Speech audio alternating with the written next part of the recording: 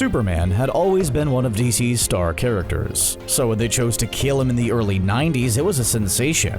However, this event would go on to make waves across the entirety of the DC universe, before having an impact on the DC cinematic universe many years later. In this documentary, we'll be diving into the origins of the death of Superman, what inspired writers to take this course of action, and how it would change the face of events for years to come, and not necessarily for the better.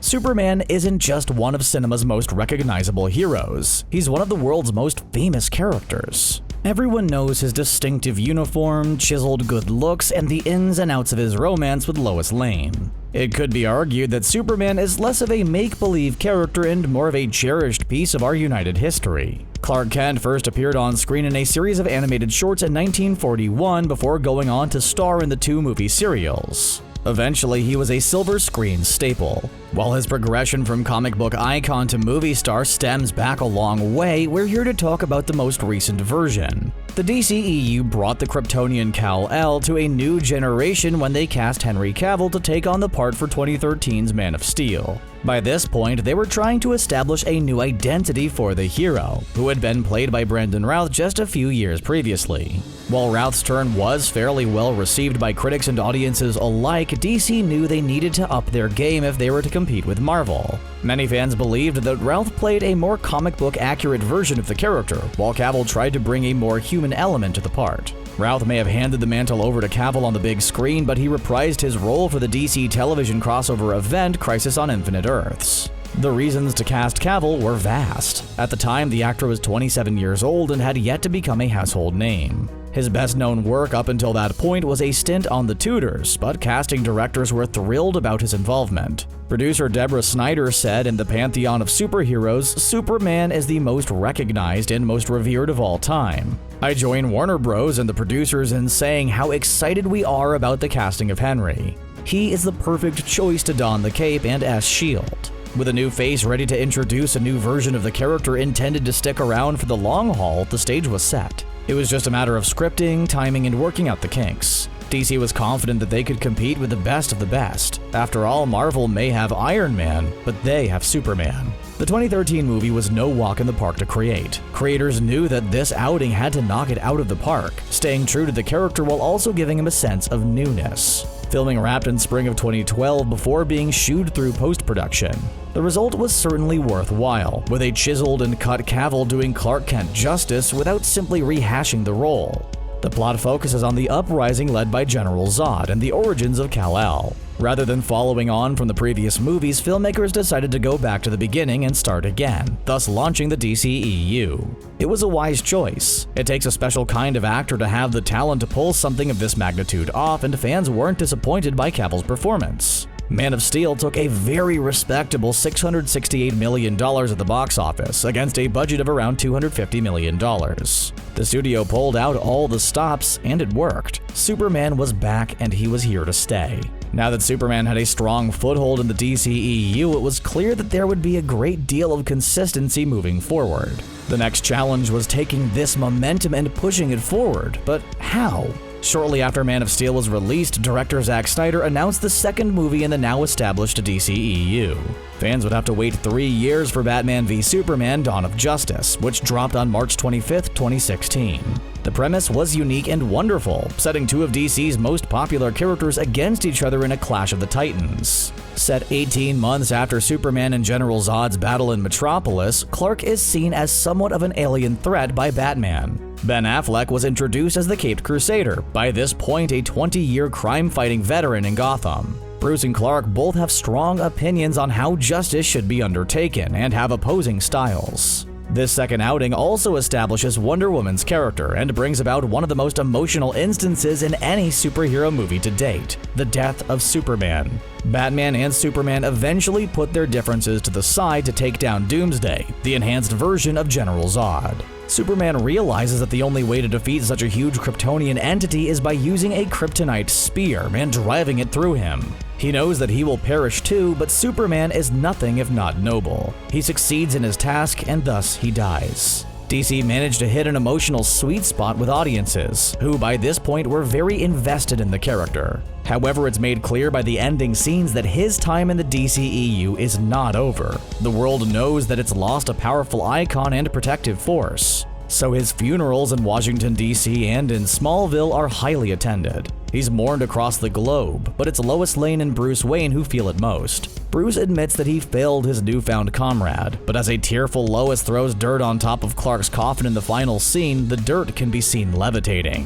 What was set up as an extremely poignant moment of ultimate sacrifice was undercut by future events before the movie even finished rolling. It was a strange decision to make, even by comic book standards. Less than a year later, Clark was back on our screens the following year in 2017's Justice League. When supervillain Steppenwolf emerges to take over Earth, the Flash, Cyborg, Batman, Aquaman, and Wonder Woman band together to defeat him. They also bring back Superman to help their cause. But what impact did this swift resurrection have on audiences? Was it right to have Kal-El make such a swift comeback, or did it completely defeat the purpose of Batman v Superman? More importantly, was it an insult to the source material, or just filmmakers using their creative license? Comic book fans know that major characters can die multiple times, only to come back straight away. Nearly every hero has died at least once or twice, be it in Marvel or DC. After all, these are individuals with powers beyond the realm of anything natural. It's only right that they can defy the laws meant for mortals. That's what makes them so interesting to readers. However, despite this largely held view that hero deaths were just part of the status quo, things all changed when DC stumbled across an idea. It would turn out to be revolutionary. The result was something no one could have anticipated. Writers set the bar with the death of Superman, Superman Volume 2, Issue 75. It was a crossover event of epic proportions that lasted from December 1992 to October 1993. Crossovers are often exciting, fun-filled, and packed with different characters in a bid to shake things up and hit targets, but this was a different animal entirely. Writers Dan Jurgens, Roger Stern, Louise Simonson, Jerry Ordway, and Carl Kessel crafted the intense story alongside editor Mike Carlin. By this point in time, Superman had been around since 1938. As far as characters go, he was a veteran. Although he was still popular, readers were getting bored with his exploits and sales had started to decline. It was clear that he was the be-all and end-all, but when you have a warrior this powerful, things can become slightly stale. Fans knew what to expect, what his powers were, and that he was likely to come out on top every single time, no matter what he faced. As with all businesses, the people in charge did some brainstorming to see what could be done to help put Superman back on top. Originally, it was suggested that there should be an issue to focus on Clark and Lois's wedding to coincide with a similar episode in the popular television show Lois and Clark: The New Adventures of Superman. However, due to scheduling conflicts, ABC decided to delay the episode. As a result, DC decided not to go ahead with the planned issue, which they were hoping would gain significant interest thanks to its TV counterpart. With nothing else on the agenda, Jerry Ordway made a passing joke about killing the hero altogether. To his surprise, the idea stuck, and the team was soon assembling a pitch to present. In no time at all, the writers came up with a when, where, and how. They soon realized that this idea had more merit than they initially thought. Not only would it take fans by surprise, but it would serve as a reminder that superheroes should never be taken for granted. They didn't take this event lightly, spending hours upon hours poring over how they should execute Clark in a way that would be taken seriously. They knew it had to be something that was above anything they had ever done before. The outcome was one of the most important events in comic book history, although writers probably didn't realize it at the time. It comprises of 3 arcs titled Doomsday, Funeral for a Friend, and Reign of the Supermen. One simple quip in a boardroom turned into an event that made major news when DC's plans got out. No one could believe that the comic book giant would get rid of Superman, so a media storm erupted. The story wasn't just covered in a niche way, but it gained mainstream attention on major networks. It was on par with real-life news. This testifies to how beloved the character is, and just how outraged people were when they realized he may be gone for good. Ultimately, the death of Superman did exactly what they wanted it to do. It exploded. As soon as the issue was dropped, sales went through the roof. In fact, the issue in which Superman perishes sold an amazing 6 million copies. 2 million of these were in the first day of release alone, with buyers queuing to get their hands on a copy outside of stores. Die-hard fans, casual readers, and even those who had never bothered with comics before wanted to be a part of this moment in history. Everyone wanted to know what tragic end Clark Kent would meet, and they wanted to know it quickly. Writers were eager to hold up the notion that it really was all over for the hero, so they ceased publication of all 4 Superman titles for 3 months. It was a huge ruse, but it worked. The public bought it hook, line, and sinker. He was mourned. Just like in Batman v Superman, Kal-El sacrifices himself when fighting Doomsday. However, the similarities beyond this point get a little murky. As we've previously mentioned, the DCEU didn't let the suspense hang in the air, or let audiences feel like their hero was really gone. Instead, they opted to show the suspenseful demise of Clark Kent as he battled to save the rest of the world in one breath before hinting at his return toward the end of the movie. Despite what was shown on screen, it was well known that Superman would indeed be returning. Often, movie makers like to leave some things unknown to build a sense of excitement, but there was little to no secrecy around this subject. In a press interview for Justice League, Cavill lamented on Clark's brief absence from the movie, at first saying, "We feel the loss of that character in the movie, because he's not present anymore." The example he set by just being was made all the stronger by his lack of presence. However, whatever was felt by removing Superman momentarily from life on screen was nothing in comparison to what DC achieved in the comics. Cavill's sentiments, while being valid as his own personal feelings and possibly those of filmmakers, weren't widely reciprocated. Superman's tragic end in the comics was of an entirely superior standard for multiple reasons. This was a finely executed, gently crafted story that spanned a number of issues, and the majority of 1993. Clark passed at the very beginning of the event. The second installment, Funeral for a Friend, is largely regarded as one of the most heartbreaking moments in fiction. Hordes of heroes and even villains show up to pay their respects. Batman, Robin, Flash, Green Lantern, Wonder Woman, and Aquaman are pallbearers. In fact, most of the DC characters are shown in attendance. Not only is the fanfare around Clark's death extremely impactful, but so is the immediate aftermath. It's clear that his influence was underestimated as Metropolis is lost without him. Villains roam the streets as no one is there to hold them accountable. Even still, DC didn't resurrect him immediately. 4 mock Supermen, each claiming to be the real deal, show up to try and replace him. Eventually, Superman returns to fight another day. We discover that he was revived in the Fortress of Solitude.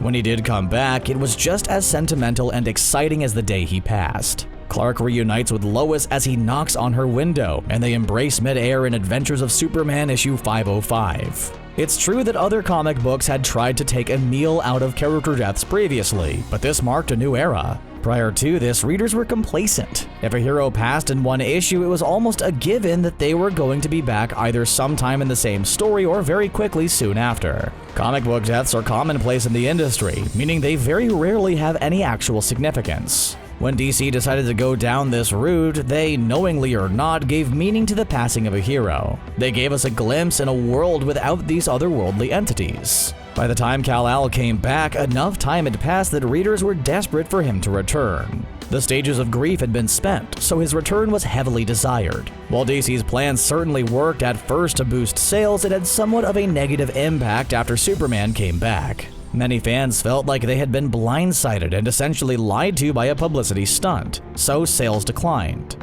Despite some of the negative backlash the death of Superman received, it was a monumental moment that changed the shape of the comic book industry for fans and writers alike. But why didn't Clark's passing in the DCEU hit the same note? We've established that DC set a precedent with the original story of Superman's passing. As it was such a huge touchstone moment for them, it's only natural that filmmakers would want to include it in the DCEU.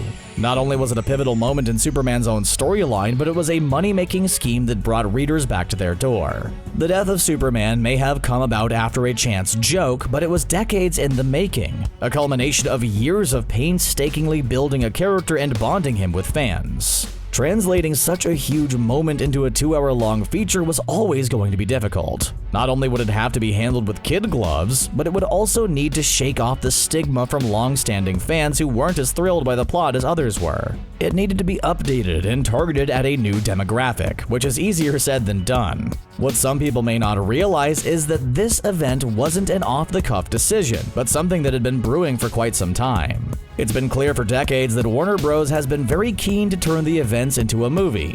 In fact, there have been several attempts before this, none of which quite got off the ground. At one point, Tim Burton was ready to direct a version of the tale, starring none other than Nicolas Cage. Superman Lives was to focus on villains Brainiac, Lex Luthor, and Doomsday, with Wesley Strick and Dan Gilroy in charge of the screenplay. Everything was planned to go ahead, with Cage even being officially announced as the Man of Steel. In this retelling, Brainiac would block out the sun and unleash the powerful Doomsday upon the innocent citizens of Metropolis, causing Superman to sacrifice himself as per the original story. Despite enthusiasm for Burton's vision, the project was canned. Director John Schnapp found the entire premise so intriguing that he produced a documentary on the subject titled Superman Lives: What Happened. According to Schnapp, the overwhelming sentiment was, "We dodged a bullet on that one, or it would have been a train wreck." It's interesting to note that everyone interviewed for the documentary, from Tim Burton to producer Holly Payne, are adamant that Nicolas Cage would have nailed the role.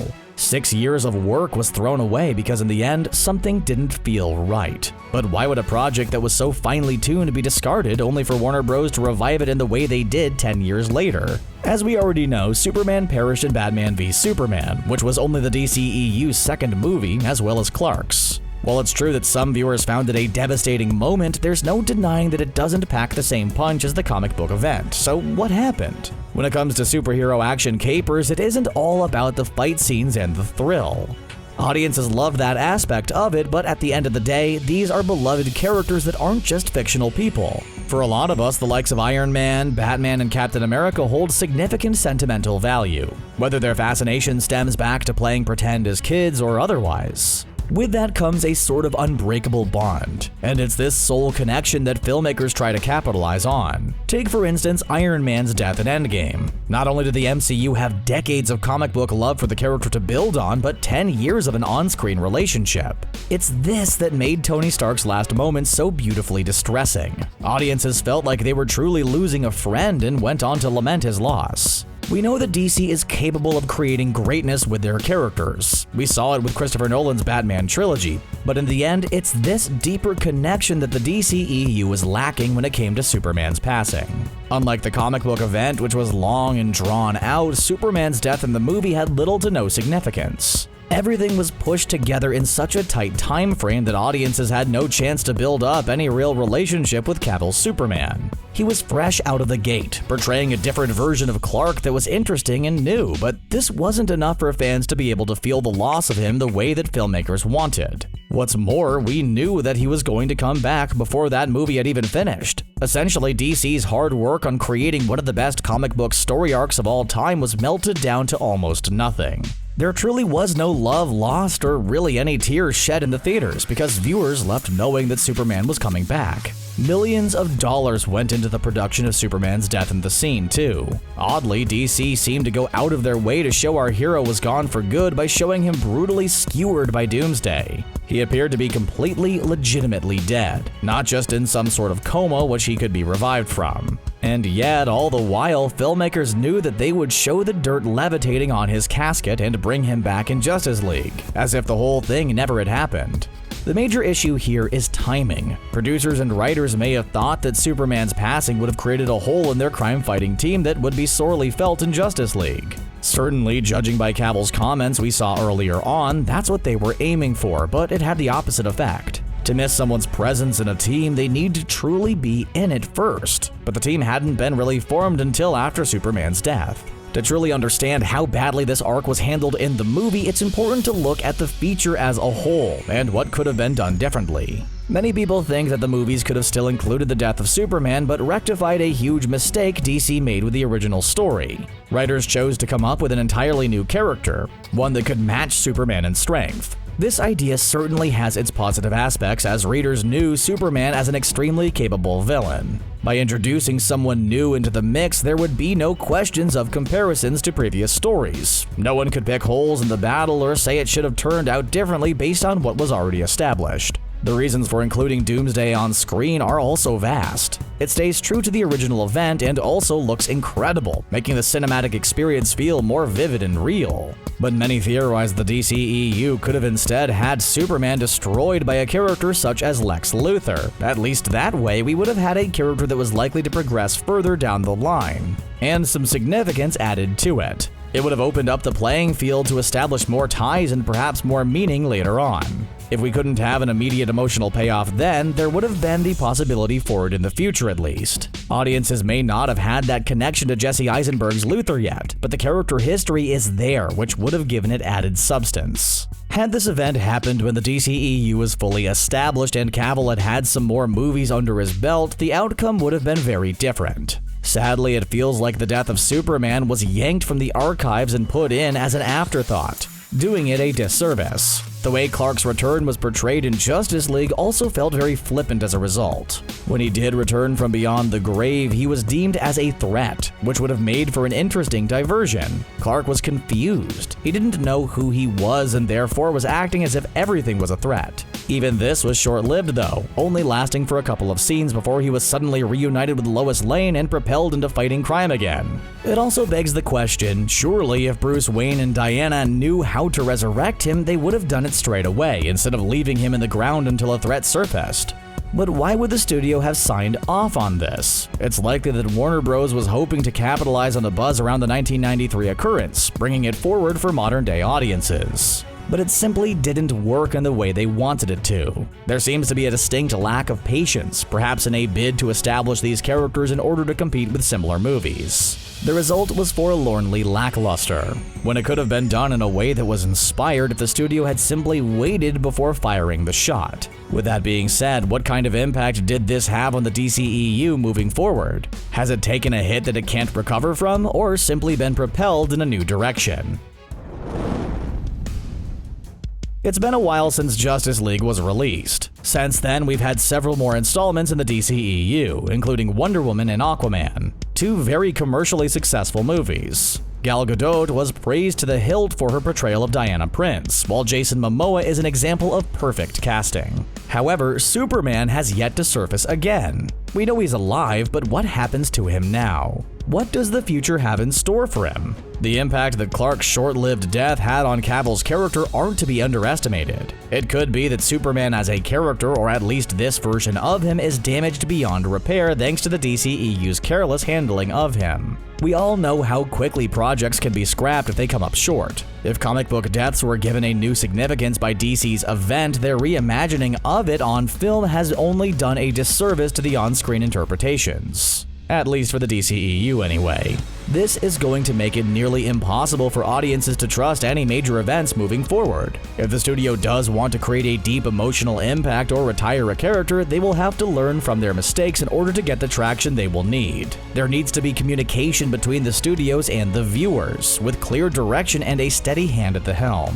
It isn't just what's to come in the future either that will be negatively impacted by Batman v Superman, but what's already happened. Despite a lot of hype and big hopes from the bosses, Justice League fell dramatically short of expectations at the box office. The studio thought that it would become one of their highest performing outings to date, superhero or otherwise. In a world where Marvel's Avengers seem to hold the monopoly over these types of movies, this was their answer to it. Instead, it didn't even break into their top 20. Why? Forbes put it down to a distinct lack of leadership and the sour taste that Batman v Superman left as a direct result of Superman's imposing return.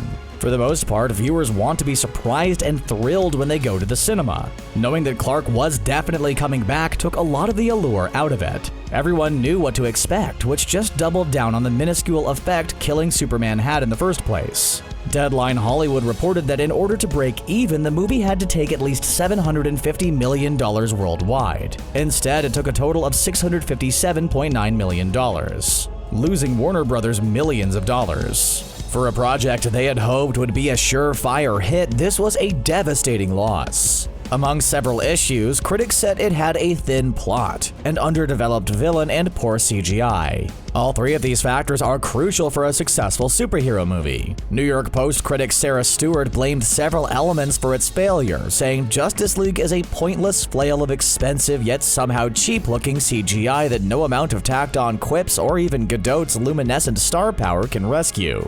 Like Cyborg, Ray Fisher, one of its ostensible heroes, Justice League is patched together from disparate elements. Original director Zack Snyder left partway through due to a death in the family, leaving Joss Whedon to finish up. The result? All the plotting, gray, generic action of a Snyder film with stabs of Whedonian humor that almost never feel organic. There's no sense of purpose here, not even a sense of place. Others said that it simply couldn't erase the sins Batman v Superman left behind. It left a legacy all right, just not the right one. Even with the Avengers director coming in to pick up the slack at the last minute. Many may have thought he would be the movie's saving grace, but he couldn't perform the miracle that Warner needed. It's difficult to ignore that these outings involving Superman seem to have used an iconic character for the sole purpose of getting a head start on the game. DC have some incredible heroes to work with, and Superman is right at the top. However, it came across as a lack of respect for the source material, which was pushed aside in favor of money-making. As a cumulative reaction, the planned Justice League 2 hangs in the balance.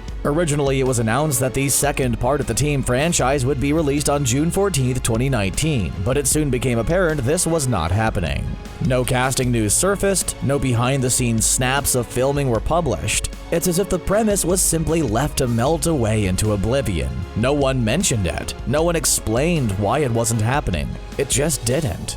Fans in the industry, such as Kevin Smith of Jay and Silent Bob fame, speculated that Justice League would have most likely been a trilogy. This held up the belief that uber-villain Darkseid would have made an appearance, most likely to avenge the fall of Steppenwolf. Despite a teaser post-credit scene in Justice League where Lex Luthor appears to proposition Deathstroke, there is still no sign the movie is happening. Even the cast don't have an idea. In a 2018 interview, Jesse Eisenberg said, "I would love to do it again, but I don't know what their slate is." He even went so far as to implore the interviewer to use any influence they had to get the movie made. This has all been compounded by a spate of reports that insinuated Cavill would be leaving the part behind. Sources said the DC hoped to include a brief cameo with Superman in Shazam, but couldn't negotiate with the actor. There were conflicting reports about the reasoning behind this. Some say it was due to scheduling conflicts, as Cavill was busy filming Netflix series The Witcher,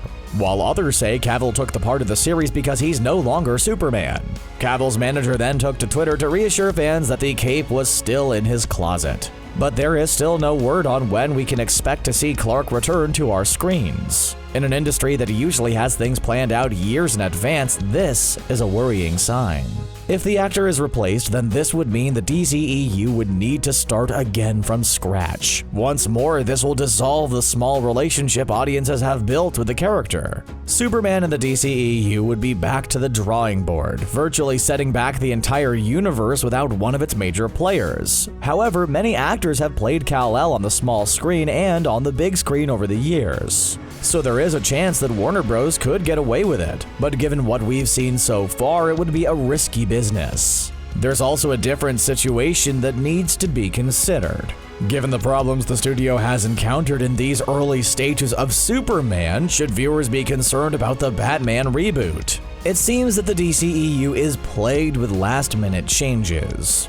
Ben Affleck was supposed to stick around for some time longer, reprising his role for a third self-written standalone movie, The Batman. When he couldn't make the script work, he decided to give up the character altogether.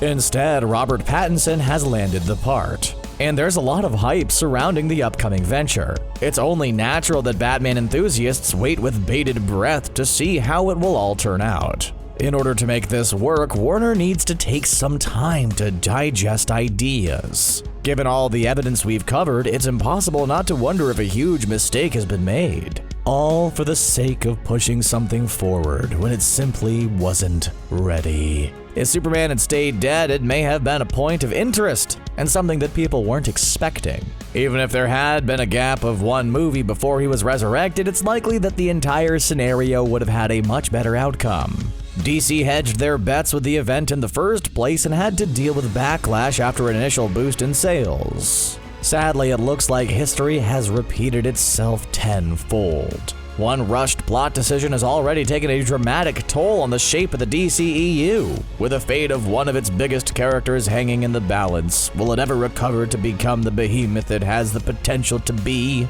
Only time will tell. DC has too much going for it to roll over and submit when it comes to Clark Kent. Something tells us it's just a matter of honing the process, and most importantly, taking things one step at a time. Something tells us the best is yet to come. Do you think that Superman would have been better off staying under the ground? Sound off in the comments. Be sure to hit that subscribe button before you go, and don't miss a thing from us here at CBR. Thanks for watching.